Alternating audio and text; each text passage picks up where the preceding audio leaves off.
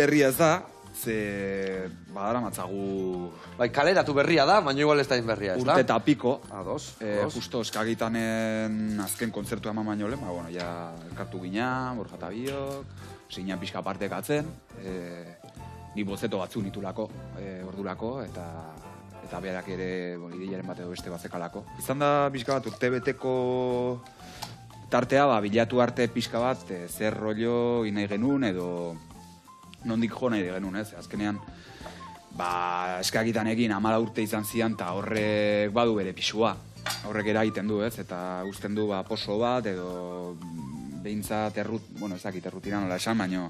Bai, 10 urte zua zen, 10 urte zigo, inertzia bat. Inertzia bat, ez? Inertzia bat uzten du, eta, bueno, horrekin pixkatere moztu nahi genuen, bai. Egia da, beti, eta jendeak esango du, ez? Azken abestiekin, badula puntu bat, eskakitanekoa, Hortizatozte, hortik gatoz, hau txaneria da, bere izan da gitarrak sartu dituna aurreko proiektuan, eta, azkenean horrek, eta gu konposatzen genuen ere, aurreko proiektuan, ez, eta, bueno, uste dugu hau izan dela beharrezkoa, lehenengo pauso bat beharrezkoa, gero aurrera iteko, ez, horrengoarekin, eta...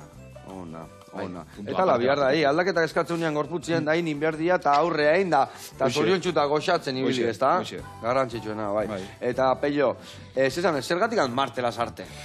Bale, berezia da, ez? Bai, Marte Lasarte, da, ja, Bale, bueno, nire pedradetakoa da, abesti batean sartu nuna, atera genuen azken abestian sartu nuna, eta, bueno, hitz egiten zu pixka bat, taldean sorreraz ere, eta pixka bat gure sormen filosofiaz, talde izaera filosofiaz, eta gutaz ere hitz egiten du, ez? Azkenean, azkeneko proiektua amaitu intzan, hortik aurrera, ziginen, bueno, izan zen justo, eskakitan amaitu, eta pixkat honekin hasi, ni Donostitik Lasartea jo nintzen bizitzera, abestiak ez dugu Lasarte hitz egiten, justo Donosti hitz egiten du, ez? Eta, bueno, Donosti momentu horretan zen, leku bat oxigenori gabe guretzat, eta pixka bat desplazamendu hoiekin, gentrifikazioa zer hitz egiten du, eta, bueno, Marte Lasarte, herri marrez bat zan, oso tontoa, berez, bueno,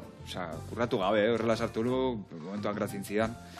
Eta justo gure manajerrak niakok komentatu zigon, ostia, izen horre gantxoa zekak, eta zakitze, eta orduan horria pentsatu, beste izen bagenekan, Kilker, Kilker hasi ginean, Kilker eta baina zitzegun asko, etzekanen atxerik, ez, eta honekin ja, zan genuen, sortzen zuen ere hater parte bat, jendeak ez esatez, onde baizko ez, onde, ez, izen da hori, ez, eta azkenean honekin gatu ginen. Egia esan, bai, bere indarra daka.